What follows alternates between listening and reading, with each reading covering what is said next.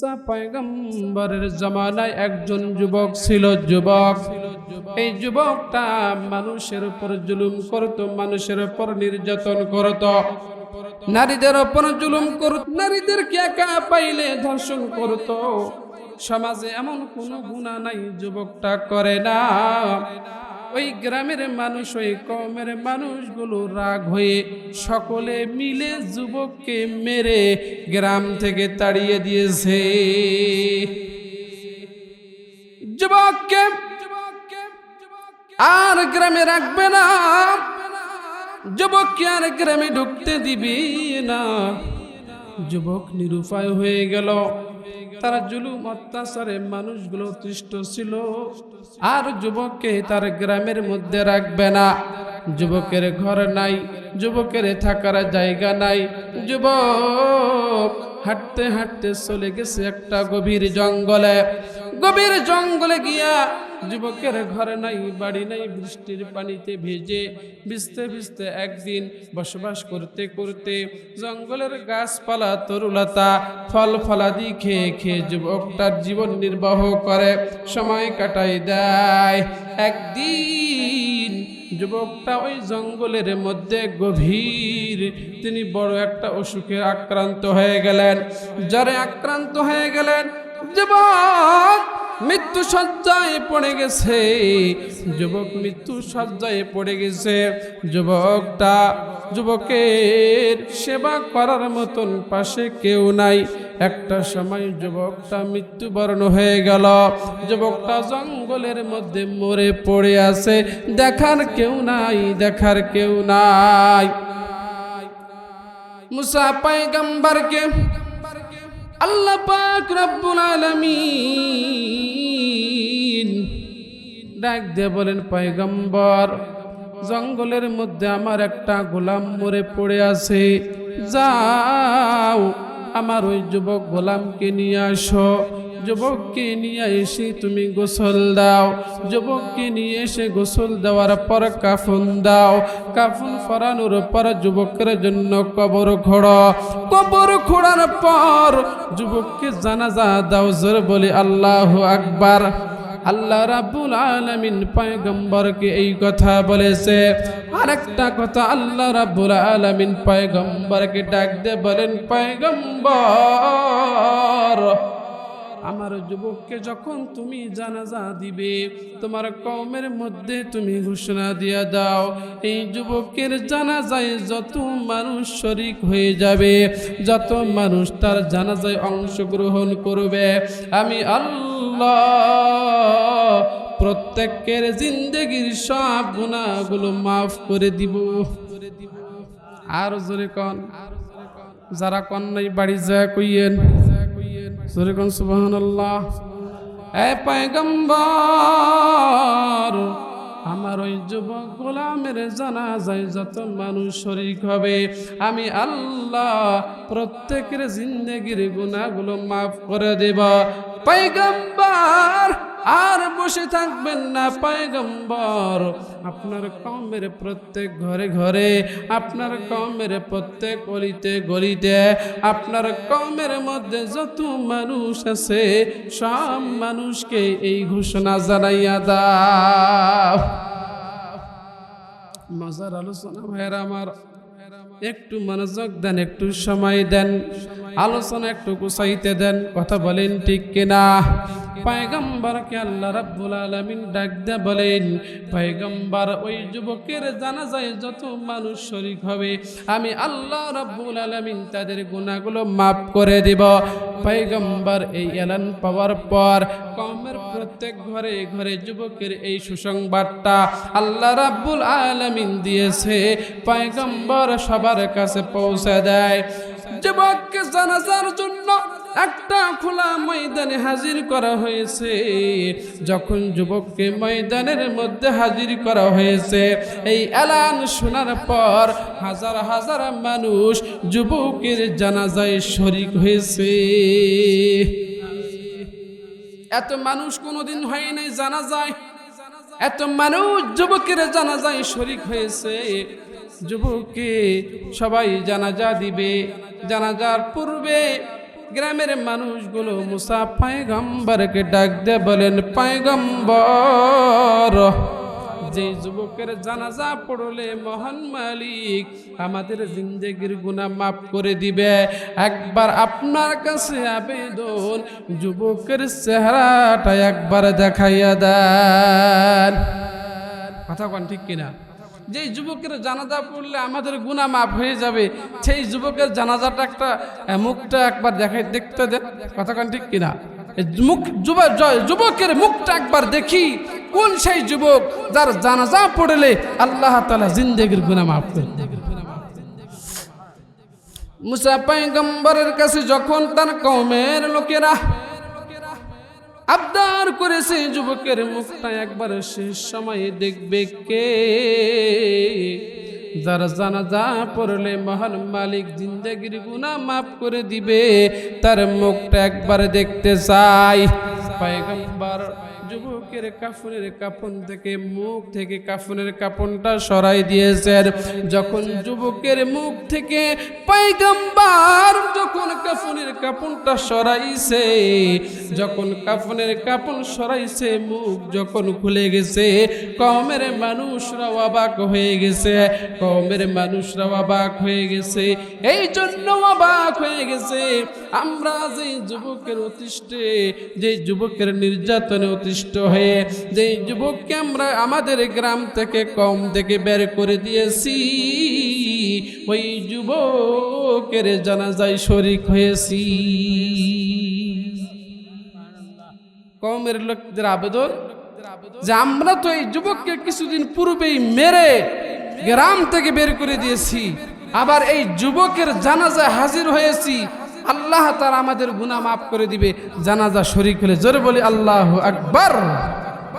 যুবক, গ্রামের মানুষ তার ব্যবহারে তারা মন খারাপ ছিল, ওই যুবকের উপর সবাই অসন্তুষ্ট ছিল, কিন্তু যুবক মারা গেছে, জানাজায় শরীক হয়েছি, জানাজা পড়লে জিন্দেগির গুনাহ মাফ হয়ে যাবে।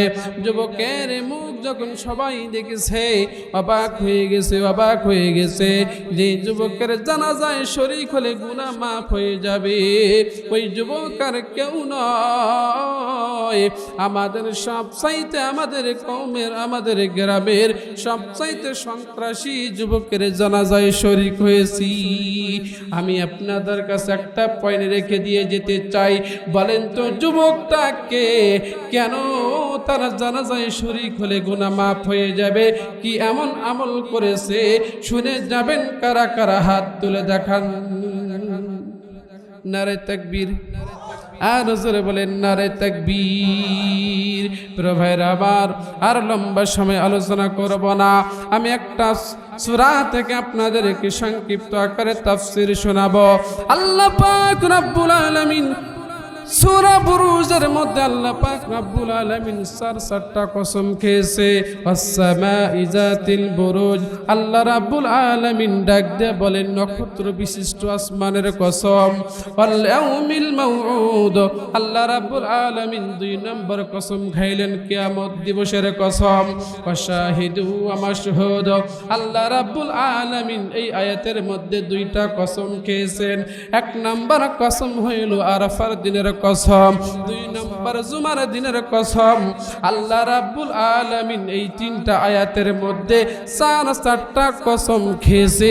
একবার আওয়াজ দিয়ে বলেন কয়টা কসম? আল্লাহ তাআলার কি কসম খাওয়ার কোনো দরকার হয়? হ্যাঁ, দরকার হয়? প্রিয় ভাইরা আমার, আল্লাহ পাক রব্বুল আলামিন এই সূরা বুরুজ কেন নাজিল করেছে? আমি আপনাদেরকে তাফসীর শোনাবো তাফসীর ইবনে কাসির থেকে, আমি আপনাদেরকে তাফসীর শোনাবো তাফসীর উসমানী থেকে, আমি আপনাদেরকে তাফসীর শোনাবো মারিফুল কোরআন থেকে।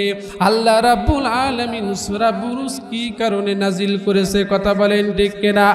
শানে নুজুল বলে যাব, তারপরে তাফসীরে চলে আসব। আল্লাহ পাক রব্বুল আলামিন কেন সূরা বুরুজ নাজিল করেছে?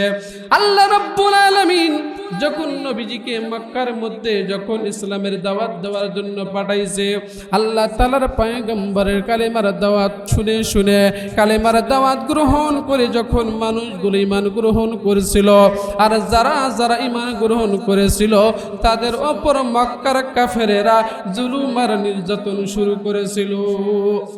এমন জুলুম আর নির্যাতন শুরু করে দিয়েছে, ইমানদার মুসলমানেরা বাড়িতে থাকতে পারে না, ঘরে থাকতে পারে না, খাইতে পারে না, ঘুমাইতে পারে না। অত্যাচার জুলুম বেড়ে গেছে, একটাই কারণ ঈমান এনেছে।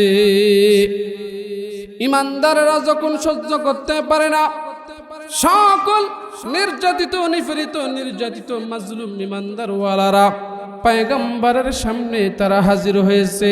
পয়গম্বর বসে আছে, ঈমানওয়ালারা পয়গম্বরের কাছে এসে আল্লাহ তাআলার নবীজির কাছে চোখের পানি ফেলান আর কান্না করে বলেন, নবী, আমরা আপনার হাতে কালেমা পড়ে মুসলমান গ্রহণ করেছি, ইসলাম এনেছি, এক আল্লাহকে বিশ্বাস করেছি, জান্নাত জাহান্নামকে বিশ্বাস করেছি। নবী, এই কারণে মক্কার যত বড় নেতা আছে আমাদের উপর জুলুম নির্যাতন শুরু করেছে। পয়গম্বর, আর এই জুলুম সহ্য করা যায় না, নির্যাতন সহ্য করা যায় না। যে আল্লাহর প্রতি ঈমান এনেছি, আল্লাহকে বলুন আল্লাহ যেন আমাদের সাহায্য করে। জোরে বলেন কি করে? আল্লাহর কাছে সাহায্য চাইলেন, নবীর কাছে। নবীজি, আল্লাহ তাআলার নবীজি কোনো কথা বলে না, চুপ করে আছে। নির্যাতিত নিপীড়িত মাজলুম ঈমানওয়ালারা আল্লাহর পয়গম্বরের কাছে এসেছে, আল্লাহ রাব্বুল আলামিন যেন আমাদেরকে সাহায্য করে। পয়গম্বর কোনো কথা বলে না, পয়গম্বর চুপ করে আছে। আল্লাহ রাব্বুল আলামিন জিবরাইল আমিনকে সূরা বুরুজ দিয়ে পাঠাইছে। সূরা বুরুজ যখন পয়গম্বর তেলাওয়াত করেছে, সূরা বুরুজ তেলাওয়াত করে আল্লাহ তাআলার পয়গম্বর নির্যাতিত নিপীড়িত সাহাবী ঈমানদারদেরকে শোনাই দিয়েছে। এই সূরা বুরুজ যখন আল্লাহ তাআলার নবীজি নির্যাতিত নিপীড়িত মাজলুম ঈমানওয়ালাদেরকে যখন শোনাই দিয়েছে, তখন তারা সকলেই সান্ত্বনা পেয়েছে। অর্থাৎ সূরা বুরুজ নাজিল করে আল্লাহ পাক রব্বুল আলামিন নবীজি এবং নির্যাতিত ঈমানদেরকে সান্ত্বনা দিয়েছে। জোরে বলি আল্লাহু আকবার। প্রিয় ভাইরা, আমার শানে নুজুল বললাম, এবার আসুন সূরা বুরুজ। আল্লাহ পাক রব্বুল আলামিন 4টা কসম খেয়েছেন। 3টা আয়াতের মধ্যে রব্বুল আলামিন 4টা কসম খেয়ে আল্লাহ রাব্বুল আলামিন পরের আয়াতে ডাক দিয়ে বলেন, কুতিলা আসহাবুল উখদুদ, ধ্বংস হয়েছে গর্তওয়ালারা। জোরে বলেন কি ওয়ালারা? আরো জোরে বলেন কি ওয়ালারা? ধ্বংস হয়েছে গর্তওয়ালারা। আন্নারি জাতিল ওয়াকুদ, যে গর্তের মধ্যে দাউ দাউ করে আগুন জ্বলছিল। ইজহুম আলাইহা কুউদ, যেখানে তারা চতুর্দিকে বসেছিল। ওয়াহুম আলা মা ইয়াফআলুনা বিল মুমিনিনা শুহুদ, আল্লাহ তাআলা চতুর্দিকে বসেছিল আর তারা নির্যাতিত নিপীড়িত মুসলমানদের আগুনের জ্বালানো তারা দেখতেছিল আর তারা আনন্দ পাইতেছিল আর অট্টহাসি দিতেছিল। এবার আমি আপনাদের কাছে প্রশ্ন রাখতে চাই, আসহাবে উখদুদ কারা, গর্তওয়ালারা কারা, জানার দরকার আছে কি না? প্রিয় ভাইরা আমার, আর 5টা মিনিট আমি আপনাদেরকে একটু আলোচনায় ঢুকাবো, তারপরে একটু কিছু বলবো। কথা বলেন ঠিক কিনা? গর্তওয়ালারা কারা, আসহাবে উখদুদ কারা, আমি আপনাদেরকে একটু বলবো। প্রিয় ভাইরা আমার, তাফসীর শুনতে গেলে একটু সময় দিতে হবে, তাফসীর শুনতে গেলে একটু সময় নিতে হয়। প্রিয় ভাইরা আমার, আল্লাহ তাআলার পয়গম্বর এই জমিনের মধ্যে আসার পূর্বে তাফসীরের ভিতরে এসেছে, পয়গম্বর জমিনের মধ্যে আসার 70 থেকে 80 বছর পূর্বের ঘটনা। এক দেশে একটা জালিম বাচ্চা ছিল। জোরে বলেন কি বাচ্চা? আর জোরে বলেন কি বাচ্চা? জালিম বাচ্চা ছিল, যিনি নিজেকে রব বলে দাবি করেছিল, নিজেকে আল্লাহ বলে দাবি করেছিল। আর তাকে যদি কেউ আল্লাহ বলে না মানত, তার উপর জুলুম আর নির্যাতন চালাইতো।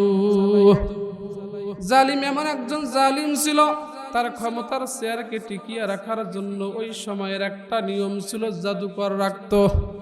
যারা বলেন কি রাখতো? জাদুকর রাখতো। জাদুকর জাদু করে করে মানুষের উপর আড়ি পাড়তো, গোয়েন্দাগিরি করত।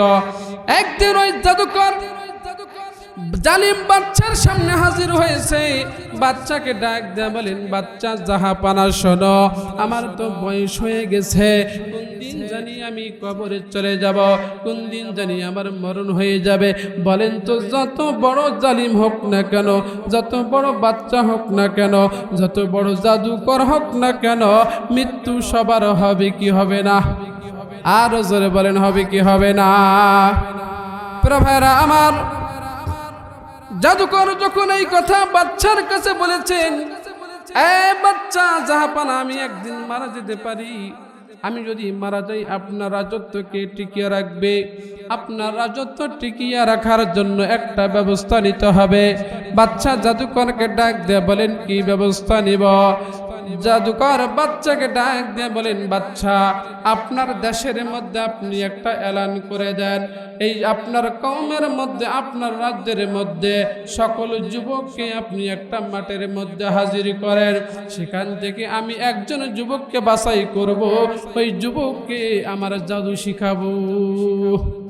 ভাই ভালো লাগে? খারাপ লাগে? আর একটু চালাবো? প্রিয় ভাইরা আমার, বাচ্চা জাদুকরের কথা মোতাবেক সারা দেশে এলান করে দিল, যত যুবক আছে সবাইকে একটা মাঠের মধ্যে হাজির করলো। মাঠের মধ্যে হাজির করার পর একজন যুবককে জাদুকর বাছাই করলো, একজন বুদ্ধিমান শক্তিমান একজন যুবককে বাছাই করলো। বাছাই করার পর জাদুকর যুবককে কাছে ডাকলো, আর যুবককে বলল, যুবক, তোমার একটা সময় থাকবে, নির্ধারিত সময় থাকবে, এই সময়ের মধ্যে প্রতিদিন রুটিন অনুযায়ী তোমাকে আমার জাদু শিক্ষা দিব। যুবককে জাদু শিক্ষা দেয়। প্রতিদিন যুবকের একটা সময় করে জাদুকরের কাছে আসতো, রাজদরবারে আসতো, আর জাদু শিক্ষা করতো। একদিন ওই যুবক যে রাস্তা দিয়ে রাজদরবারে এসে জাদু শিখতো, একদিন যুবক লক্ষ্য করে দেখে ওই রাস্তার পাশে একজন দরবেশের বাড়ি। দরবেশ কি যেন তেলাওয়াত করে, দরবেশ কি যেন বলে।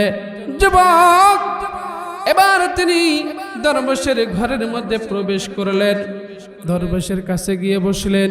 কাছে গিয়ে বসে যুবক লক্ষ্য করে দেখে ওই দরবেশ একমাত্র আল্লাহর কোরআনের দাওয়াত দেয়। জোরে বলি সুবহানাল্লাহ। অর্থাৎ তাফসিরের কিতাব অনুযায়ী ওই দরবেশ ছিল ঈসা রুহুল্লাহর অনুসারী। জোরে বলি আল্লাহু আকবার। তিনি গোপনে গোপনে এক আল্লাহর ইবাদত করত, আর গোপনে গোপনে ঈসা রুহুল্লাহর দ্বীনের দাওয়াত পৌঁছে দিত। কিন্তু রাজদরবারে কেউ জানতো না। কেন? যদি জানতে পারতো তাহলে বাচ্চা ধরে নিয়ে আসতো। কথা বলে ঠিক কিনা? বাচ্চা জালিম চাইতো, আমি এক আল্লাহ, আমি ছাড়া আর আল্লাহ কাউকে মানতে পারবে না।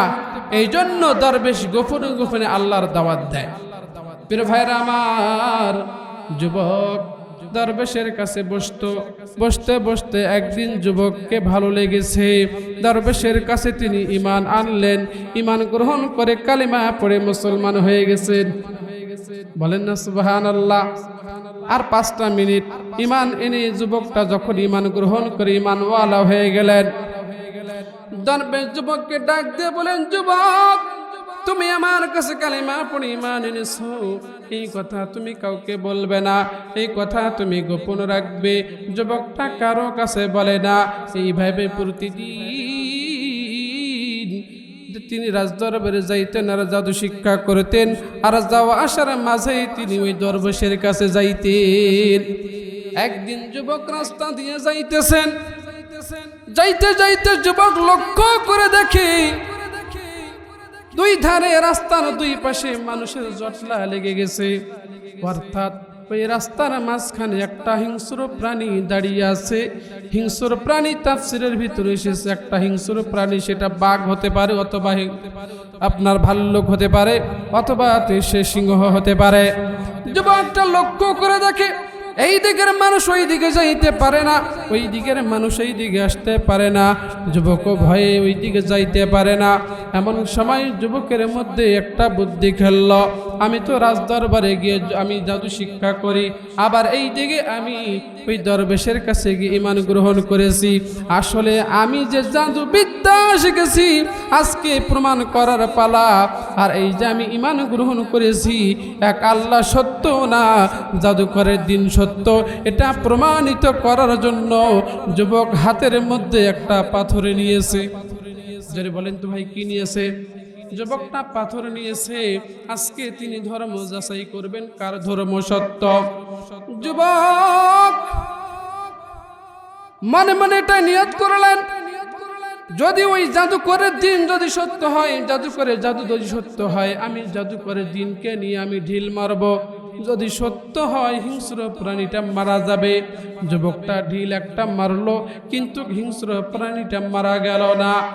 এবারে যুবক ঈমান এনেছে ওই দরবেশের দিন সত্য, এটা যাচাই করার জন্য পাথর নিয়ে ওই হিংস্র প্রাণীকে নিক্ষেপ করলেন।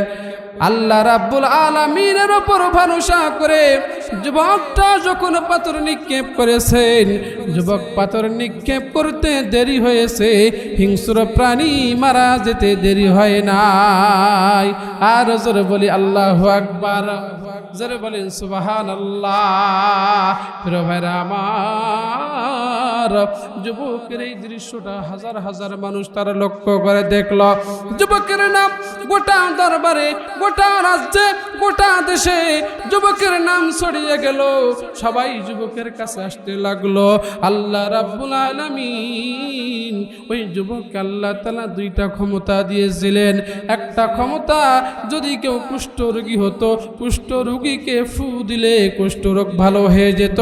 আর একটা আল্লাহ রাব্বুল আলামিন তাকে ক্ষমতা দিয়েছে, কেউ যদি অন্ধ থাকতো, অন্ধর হাত চোখের মধ্যে হাত বুলিয়ে দিত, আল্লাহ রাব্বুল আলামিন ওসিলায় চোখের আলো ফিরিয়ে দিত। জোরে বলি আল্লাহু আকবার। প্রিয় ভাইরা আমার, সব মানুষ ওই যুবকের দরবারে আসে, যুবকের কাছে আসে, যুবকের নাম চতুর্দিকে ছড়িয়ে গেল। ওই রাজ দরবারে একজন কানা মন্ত্রী ছিল। জোরে বলেন কি মন্ত্রী? আর জোরে বলেন, কানা মন্ত্রী ছিল, চোখে দেখতে পাইতো না। ওই কানা মন্ত্রী যুবকের কাছে চলে আসলো। যুবককে ডাক দিয়ে বলেন, যুবক আমি শুনলাম তুমি নাকি অন্ধকে চোখের আলো ফিরিয়ে দিতে পারো, আমি তো সেই অন্ধ আছি, আমার চোখের আলোটা একটু ফিরিয়ে দাও। যুবক ডাক দিয়ে বলেন, ও মন্ত্রী রে, আমি যুবকের কোনো ক্ষমতা নাই তোমার চোখের আলো ফিরিয়ে দেওয়ার, আমার আল্লাহ যদি চায় তাহলেই চোখের আলো ফিরে পাবে। কথা বলেন ঠিক কিনা? মন্ত্রী বলেন কি করতে হবে? যুবক ডাক দিয়ে বলেন, মন্ত্রী তোমার চোখের আলো আমি ফিরিয়ে দিতে পারি, একটা শর্ত আছে। মন্ত্রী বলে, যুবক বলো কি তোমার শর্ত আছে? যুবক ডাক দিয়ে বলেন, মন্ত্রী আমি যে আল্লাহর প্রতি ঈমান এনেছি, ওই আল্লাহর প্রতি ঈমান আনতে হবে, তাহলে আমি তোমার চোখের মধ্যে হাত বুলিয়ে দিব, আমার আল্লাহ পারেন তোমার চোখের আলো ফিরিয়ে দিতে। এবার মন্ত্রী ডাক দিয়ে বলছেন, যুবক রে, আমার চোখের আলো ফিরে দাও, আমি আল্লাহর প্রতি ঈমান আনলাম। মন্ত্রী কালিমা পড়ে ঈমান গ্রহণ করলেন, মুসলমান হয়ে গেলেন। যুবকটা অন্ধ মন্ত্রীর দুই চোখের মধ্যে হাত বোলাইলেন, বিসমিল্লাহ বলে আল্লাহর নামে ফু দিলেন। আল্লাহ পাক রব্বুল আলামিন ওই অন্ধ মন্ত্রীর চোখের আলো ফিরিয়ে দিলেন। মন্ত্রী মহা খুশি। কথা বলেন ঠিক কিনা? আগে অন্ধ ছিল, পৃথিবীর আলো দেখতে পাইনি, আল্লাহর সৃষ্টি দেখতে পাই নাই। মন্ত্রী খুশি হয়ে রাজ দরবারে দৌড়ে চলে গেছে। রাজ দরবারে গিয়া মন্ত্রী বাচ্চার সামনে দাঁড়াইছে। মন্ত্রী চোখে দেখতে পায়, আগে টেউমেও টেউমেও করে দেখতো। কথা বলেন ঠিক কিনা? বাচ্চা মন্ত্রীর চোখের দিকে লক্ষ্য করে দেখে, ওই মন্ত্রী চোখের আলো দিয়ে দেখতেছে। মন্ত্রীকে ডাক দিয়ে বলছে, মন্ত্রী তুমি তো এতদিন অন্ধ ছিলে, এখন চোখের আলো কোথায় পাইছো? মন্ত্রী ডাক দিয়ে বলেন, বাচ্চা রে, আমার আল্লাহ আমার চোখের আলো ফিরিয়ে দিয়েছে।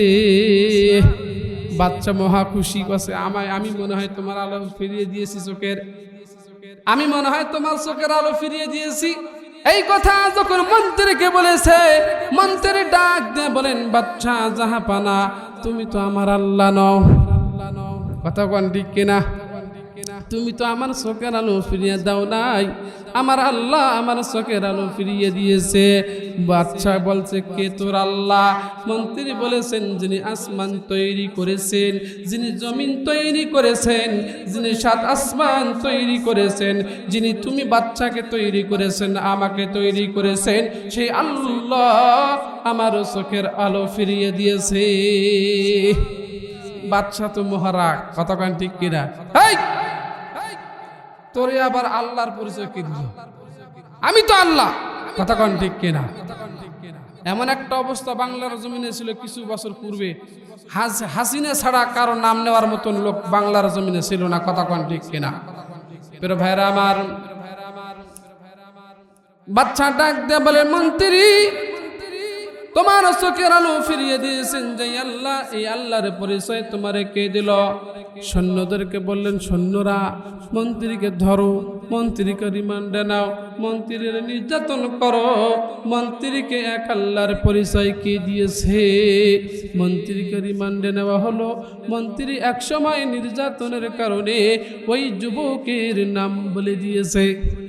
বাদশা বলছেন, যাও যুবককে ধরে নিয়ে আসো। যুবককে রাজদরবারে নিয়ে আসলো। যুবককে ডাক দিয়ে বলেন, যুবক তোমাকে আল্লাহর পরিচয় কে দিয়েছে?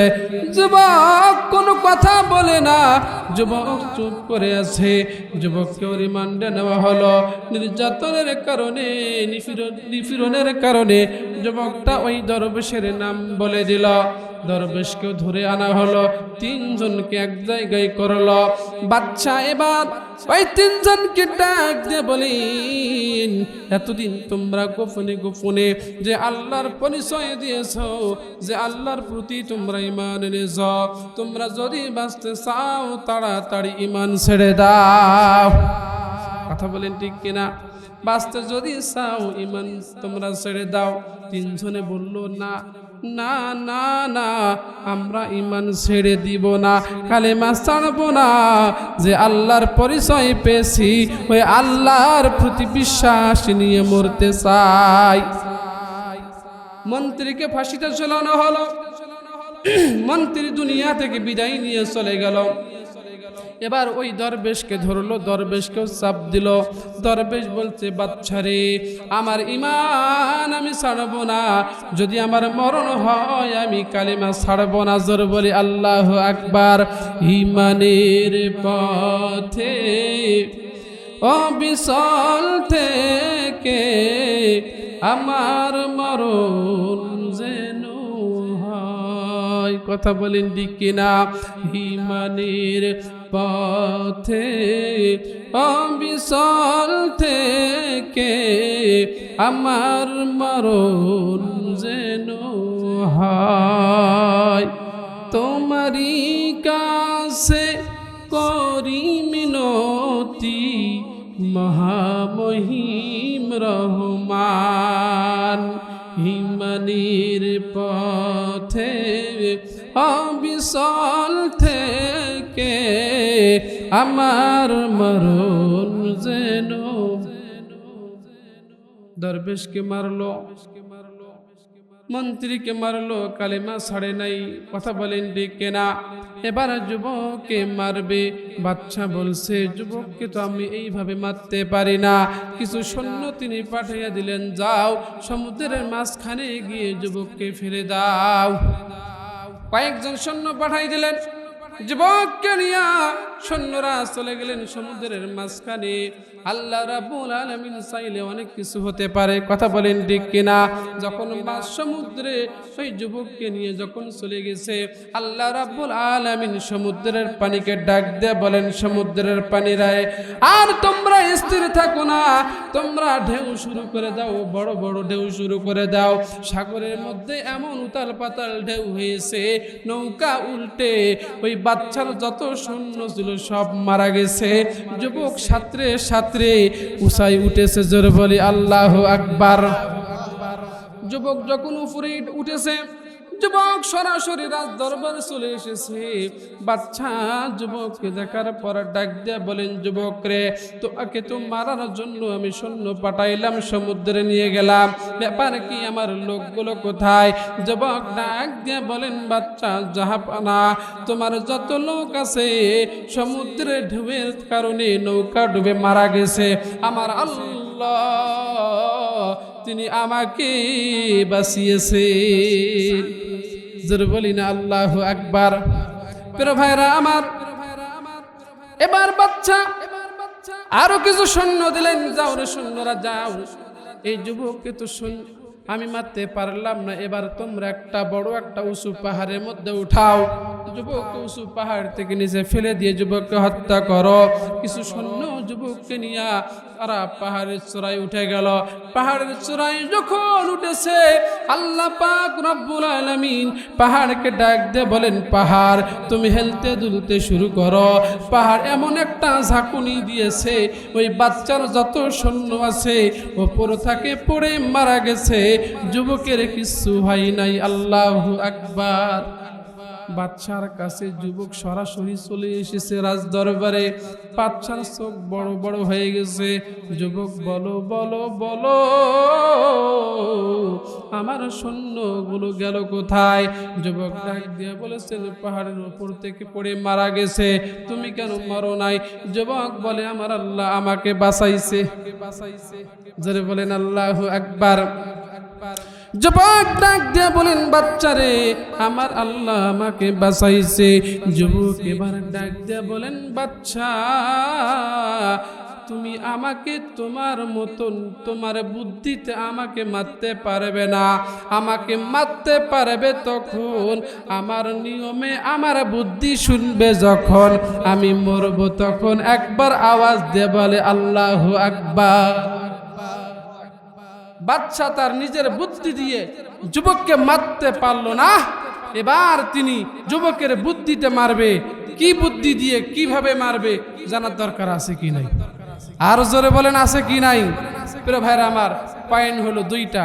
একটা হলো এবার বাদশাকে বুদ্ধি দিল, আমাকে মারতে হলে এই করতে হবে, তাহলে মারতে পারবে। আর একটা পয়েন্ট কি বলছিলাম, দেখি দেখি দেখি বলেন তো, কে পারবে? যুবক আমরা গ্রাম থেকে বের করে দিয়েছিলাম। যুবকটা একজন গুনাহগার ছিল, এমন কোন অপরাধ নাই এই যুবককে করে নাই, আর এই যুবক মারা গেছে। আর এই যুবকের জানাজায় শরীক হলে আমাদের গুনাহ মাফ হয়ে যাবে। কি এমন যুবক আমল করেছে, কি এমন আমল করেছে যুবক, আমরা একটু জানতে চাই। কথা বলেন ঠিক কিনা? এই দুইটা পয়েন্ট আমি অবশ্যই বলবো। তবে আমার একটা আবেদন আছে। এখানে আমাকে প্রায় আধা ঘন্টা পূর্বেই আমাকে একটা সিরকুট দিয়েছিল, কথা কোন ঠিক কিনা? আমি কিন্তু সিরকুটটা অবশ্যই পড়েছি, তবে আমি আপনাদের একটু ধৈর্য দেখেছি। কি দেখেছি বলেন? ধৈর্য দেখেছি। আসলে আপনারা কোরআনের জন্য আছেন, বলেন ঠিক কিনা? কোরআনের মহব্বতে বসেছেন। আমি জানি এই তাফসীর সমাপ্ত না করে আপনাদের মন যাইতে চাইবে না, কথা বলেন ঠিক কিনা? এমন একটা তাফসীর আমি শুরু করেছি, এই তাফসীরের ভিতরে ঘটনা আছে, শিক্ষা আছে, ঈমানকে মজবুত করার শিক্ষা আল্লাহ তাআলা সূরা বুরুজের মধ্যে দিয়েছে। আল্লাহু আকবার। প্রিয় ভাইরা আমার, যেহেতু আপনারা লোকজন খুবই কম, আমি আপনাদের কাছে কি আবেদন করব আর কি আবদান করব আমি কমিটির কাছে আমি মানে বলতে পারতেছি না, বুঝেন নাই? আপনাদের পরিবেশ দেখে, আপনাদের জনসংখ্যা দেখে আমি কি চাইবো আর কি বলবো আমি হিসাব করতে পারতেছি। তো আমি আপনাদের কাছে একটা আবেদন করতে চাই। আবেদনটা হলো এটাই যে আপনারা কেউ উঠবেন না, আমি আপনার হাতে ধরি, পায়ে ধরি, দেন বা না দেন, কিন্তু উঠবেন না, মুনাজাত করে দিয়ে যাব ইনশাআল্লাহ। বলেন কারা কারা শেষ পর্যন্ত থাকবেন? একটু হাত তুলে গভীর রাতে আল্লাহকে দেখে দেন তো ভাই। নারায়ে তাকবীর, নারায়ে তাকবীর। হাত নামান। আয় আল্লাহ, তোমার এই গোলামগুলো শেষ পর্যন্ত থাকার নিয়ত করেছে, আল্লাহ তাআলা তাদেরকে, তাদের এই নিয়তকে আপনি কবুল করে আখিরাতে নাজাতের ওসিলা করে দেন। জোরে বলেন আমিন। এবার আমি আপনাদের কাছে একটু আবেদন করব, যে আবেদনটা হলো যে সেটা হলো ভাই একটা এক গ্লাস পানি আমাকে দেন অথবা একটু চা দেন। তো আমি আপনাদের কাছে আবেদন করব 1000 করে 10টা মানুষ আমি দেখতে চাই, বেশি নয়, বেশি নয়, 1000 করে আমি 10টা মানুষ দেখতে চাই। আপনারা একটু আমাকে সহযোগিতা যদি করেন আমার জন্য সুবিধা হবে।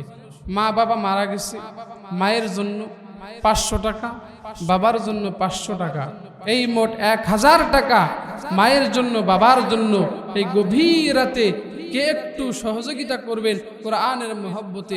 আমি একটু আপনাদের দেখতে চাই বাবা। আমি অনেক দূর থেকে এসেছি, আমি মুসাফির মানুষ, আমি আপনাদের জন্য একটু দোয়া করব। সর্বপ্রথম যে ব্যক্তি 1000 টাকা দিবে নগদ অথবা বাকি, আল্লাহর কসম করে বলছি গভীর রাতে আমি মুসাফির দোয়া ফেরত আসবে না। কে আছেন 1000 টাকা? মায়ের জন্য 1000 টাকা, বাবার জন্য 1000 টাকা। কে আছেন মঞ্চে? কে আছে একটু মা বাবার জন্য, মায়ের জন্য 500, বাবার জন্য 500, মোট 1000 টাকা আমি আপনাদের কাছে বেশি আবেদন করিনি। আমি গতকাল আমার ফুলবাড়ি থানাতে একটা মাহফিলে শুধু বলেছি 20,000 টাকা অলরেডি চলে আসছে। আসলে ভাই মনকে আল্লাহ তাআলা কারো শক্ত করে দিয়েছে, কারো নরম করে দিয়েছে। আমি আপনাদের কাছে ধরে বাঁধেছে জোর করে নিতে পারবো না যদি আপনাদের মন না থাকে। কথা বল ঠিক কিনা? আসলে ধন দিয়েছেন আল্লাহ, আল্লাহই পারেন আপনার ধনটাকে এক মুহূর্তে ছিনিয়ে নিতে। আল্লাহ তাআলার এই কোরআনের জন্য, কোরআনের মহব্বতে যদি আপনি দান করেন, আল্লাহ তাআলা আপনার বালা মুসিবত দূর করে দিবে। কে আছেন? কে আছেন? তাড়াতাড়ি একটু নামটা বলে দেন। আমি মুসাফির মানুষ, মা মারা গেছে, বাবা মারা গেছে, মায়ের জন্য 500 টাকা, বাবার জন্য 500 টাকা কোরআনের মহব্বতে একটু দান করবেন।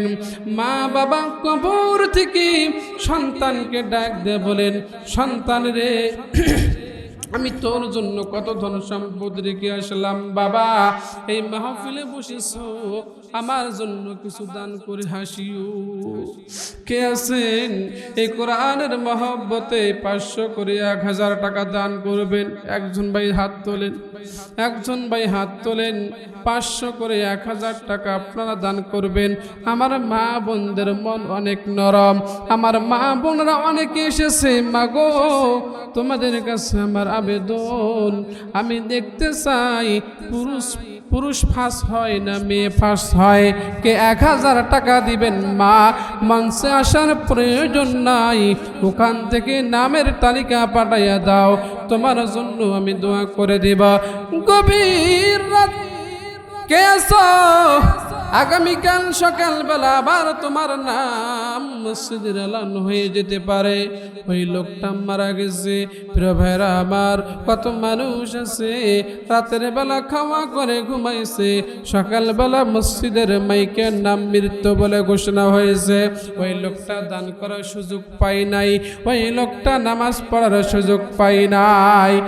একই দিন তোমারি নাম মসজিদে হবে এলান, একই দিন তোমারি নাম মসজিদে হবে এলান।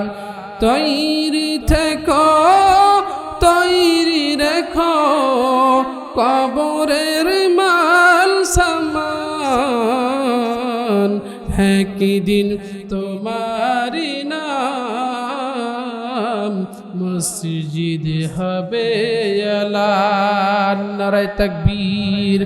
এতক্ষণ ধরে ওয়াজ করলাম, একজন আল্লাহর বান্দা উঠলেন না, নাই টাকা, নাই টাকা। আপনাদের টাকার ইয়েটা বেশি হয়েছে। বেশি হয়েছে? হ্যাঁ, সুবহানাল্লাহ।